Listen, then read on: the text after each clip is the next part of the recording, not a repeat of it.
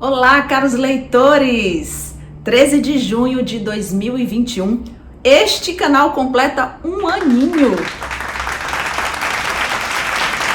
E eu quero agradecer a vocês, caros leitores, que se inscreveram, que deram seu like, que foram lá comentar, movimentar o canal, dar uma força aqui pra gente. Muito obrigada pelos que estão inscritos, pelos que vão se inscrever.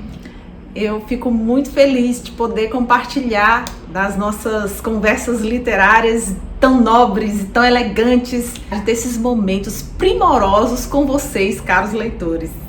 Eu tenho certeza que teremos excelentes bate-papos daqui para frente, muita coisa boa, e para brindar esse momento, eu trouxe uma literatura milenar. Eu trouxe Homero e a Bíblia, porque a ocasião pede.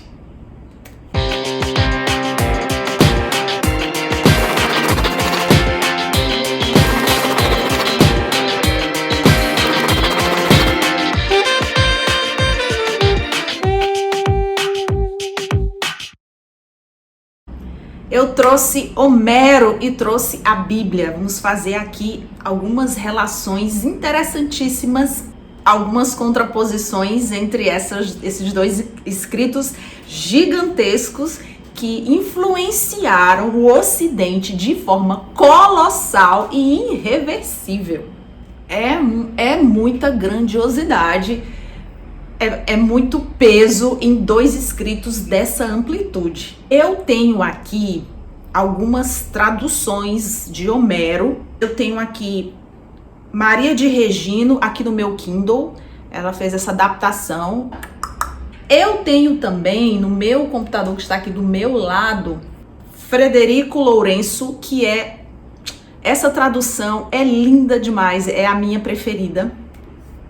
E eu tenho Ruth Rocha, que ela fez Ilíada e Odisseia para o público infanto-juvenil, e tá muito linda esse material. Olha, aqui é uma elegância, tá? Aqui nós temos páginas coloridas, muitas ilustrações, uma maravilha assim para quem quer introduzir os seus filhos nos grandes clássicos universais, milenares. Tem aqui o mapa, olha só, mostrando a ilha de Ítaca, que é a ilha para onde Odisseu, o seu nome grego, ou Ulisses, que é o nome romano para o nosso herói, é onde ele vai voltar aqui, a ilha de Ítaca. Aí tem Esparta, tem Atenas, e aqui, olha, as outras cidades, a Ítaca, a localização exata dela ainda não é, assim, um consenso, mas as outras cidades do mapa estão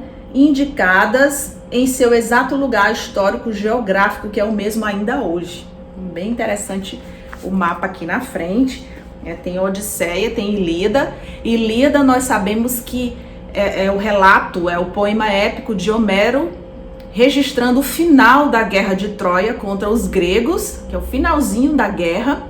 E aqui é a volta dele para casa, a Odisseia de Odisseu. Então tenho aqui Ruth Rocha, tenho aqui Maria de Regino e tem Frederico Lourenço, essas três traduções. A adaptação de Maria de Regino é bem fluida, ela vai conduzindo toda a história ali, narrando, é em forma de prosa.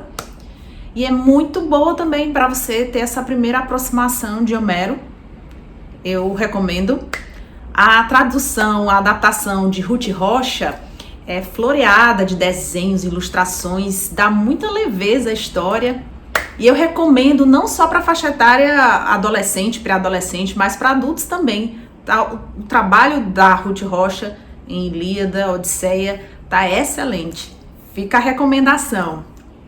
E Frederico Lourenço, na sua tradução, é uma beleza, porque as palavras, os versos é que vão compondo as telas. É um poema totalmente visual.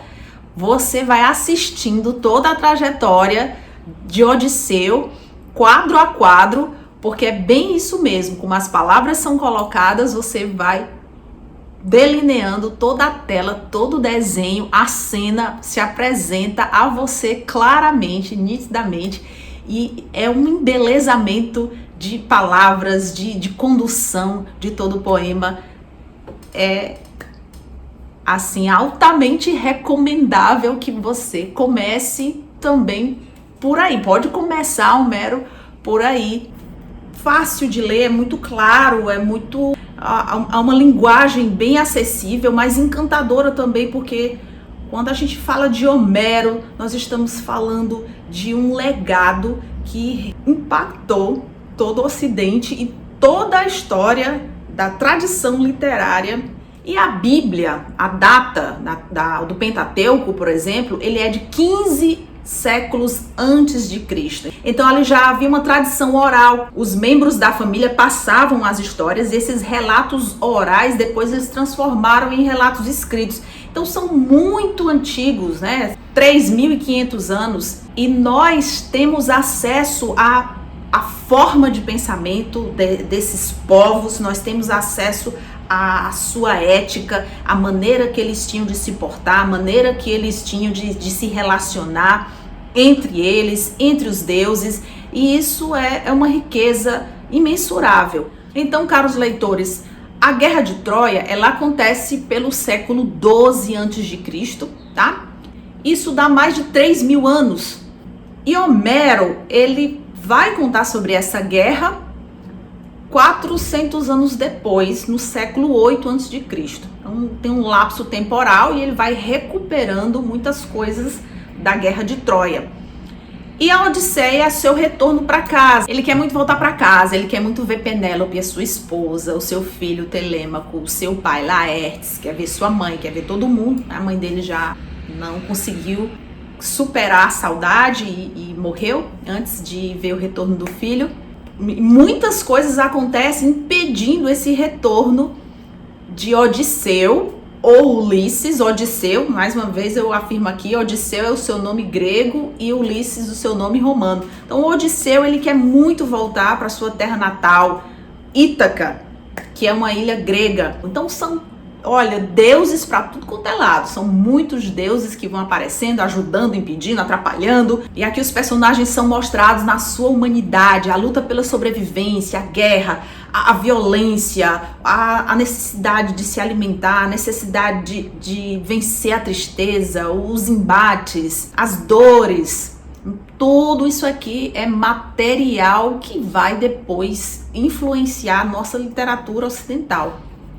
E ele volta para casa depois de 20 anos. Gente, só de guerra foram 10 anos. E depois mais 10 para ele tentar chegar em casa. Então 20 anos e a sua esposa se mantém fiel, na saudade, esperando o seu marido retornar. O filho também quer muito saber notícias do pai. Laertes, o pai de Odisseu, também e tem um coração muito dolorido pela ausência do filho. E quando ele retorna, há muitos pretendentes que estão ali para forçar Penélope a escolher um daqueles homens para ser o seu esposo, substituindo aí o marido, que ninguém sabe se está vivo, se não está. E eles se banqueteiam, eles tomam vinho, eles comem dos animais, das ovelhas, dos porcos, vão consumindo tudo, vão acabando com todos os bens de Odisseu, do palácio. E quando Odisseu chega e vê tudo aquilo, ele arquiteta todo um plano para matar os pretendentes com a ajuda do filho, com a ajuda da deusa Atena. E é uma carnificina, é muita violência, muito sangue.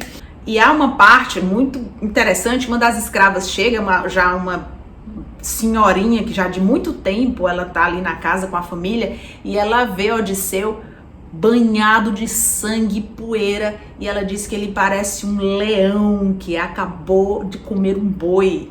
É muito fascinante essa cena, e tantas outras também são.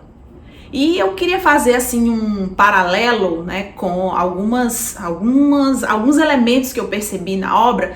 Por exemplo, a presença de muitos deuses, estão por toda parte e eles se comunicam com seres humanos, eles entram em confronto, eles ajudam, eles estão muito presentes em todo o relato.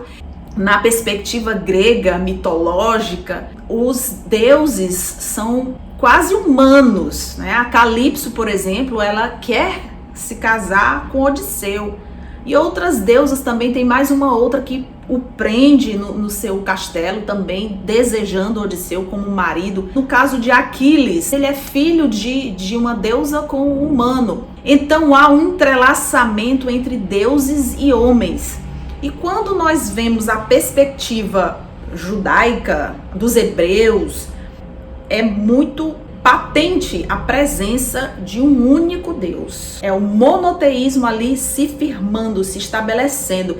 E enquanto você vê em Odisseia o sacrifício a deuses, para acalmar os deuses, pega um carneiro, pega uma ovelha e sacrifica aos deuses, nessa perspectiva dos hebreus, há também o sacrifício a esse Deus único.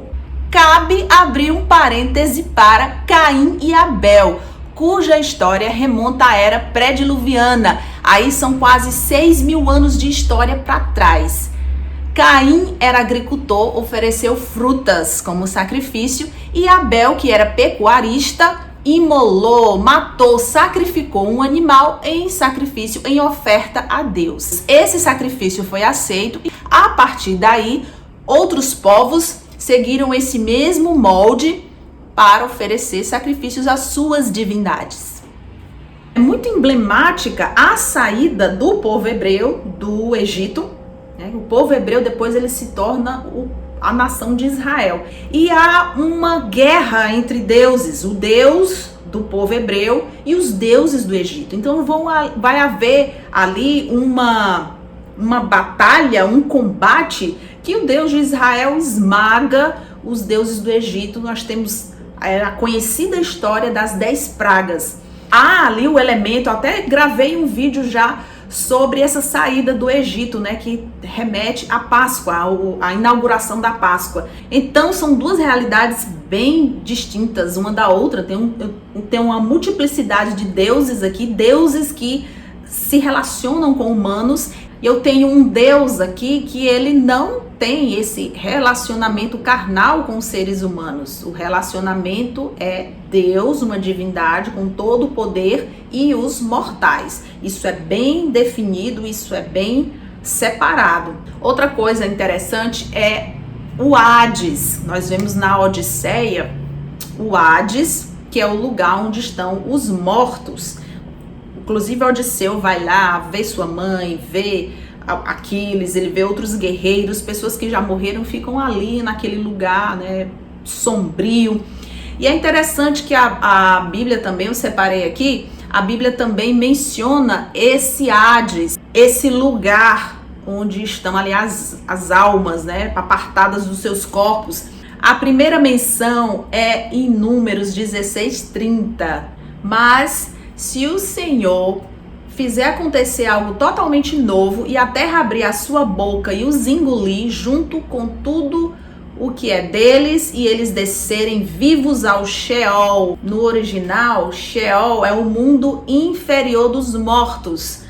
É sepultura, é inferno, é cova, é a designação para a morada dos mortos, lugar do qual não há retorno. Em Mateus 16:18, está escrito assim, Jesus falando: pois também eu te digo que tu és Pedro, e sobre esta pedra edificarei a minha igreja, e as portas do inferno não prevalecerão contra ela. Aqui inferno é Hades. Jesus falava aqui em hebraico, mas o Novo Testamento ele está em grego. Então a palavra que aparece é Hades. Hades ou Pluto, o deus das regiões mais baixas. Orcus, o mundo inferior, o reino da morte. No grego bíblico está associado ao Orcus, as regiões infernais, um lugar escuro e sombrio nas profundezas da terra. O receptáculo comum dos espíritos separados do corpo. Então, nós temos em Homero o Hades e também na Bíblia, tanto no Antigo Testamento como no Novo Testamento. Outra coisa interessante também é que quando Odisseu acaba com todos os pretendentes, é uma violência, mata todo mundo, é sangue para todo lado. ele pede para que aquele lugar seja purificado com enxofre e fogo. Manda providenciar e põe enxofre, põe fogo ali para ficar tudo limpo, purificado. E nós temos uma passagem bíblica que também envolve enxofre e fogo, que é a destruição de Sodoma e Gomorra. Lá em Gênesis 19, 24. Hoje, em Israel, quando você vai hoje a Israel, você sente aquele odor, assim, pesado mesmo, de enxofre, na região onde provavelmente foi Sodoma e Gomorra, e onde tudo foi destruído ali, e é muito forte, o enxofre é pesado, assim, a região é toda morta ali, nada da vida, o mar morto é sal puro, então ali, enxofre, fogo, foi, digamos, a purificação, a remoção da perversão, do pecado dos homens daquele lugar. Então, dá para fazer esse paralelo, né, entre esses elementos que nós percebemos em Homero e também estão nos registros bíblicos. As muitas comunidades, os muitos povos, eles iam comunicando sua cultura uns para os outros. As percepções entre os povos muitas vezes se tocavam, as culturas dialogavam. Então, por exemplo, o Cronos, o tempo, ele é considerado um Deus poderoso, Deus que é filho do céu e da terra. E o tempo, ele vai engolindo tudo. Mas aí Zeus prevaleceu sobre o tempo.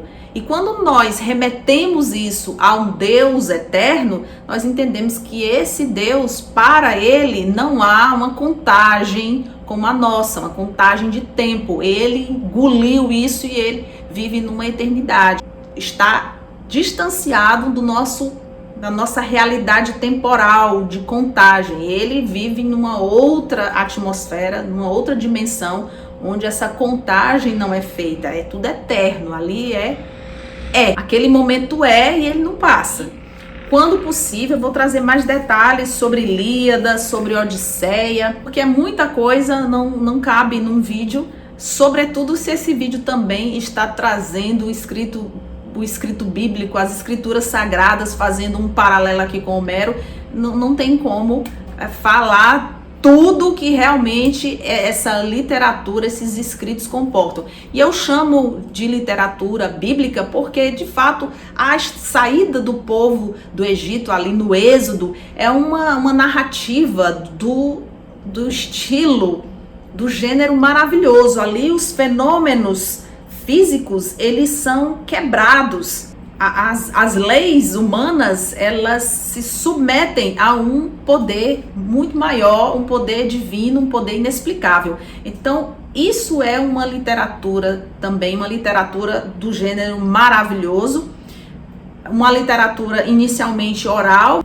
Temos também os cânticos de Davi, temos poesia. Então, essa literatura bíblica, ela também tem a maior influência no Ocidente. E depois vem Homero com Odisseia, impactando até hoje, né? Homero é estudado, a Bíblia também é estudada, muitos estudiosos se debruçam sobre essas obras, sobre esses escritos. Tantas especulações são feitas, tantos trabalhos são construídos a partir dessas histórias, dessas narrativas, dos poemas épicos de Homero. É absolutamente inigualável, escritos milenares, é uma riqueza absolutamente sem paralelos.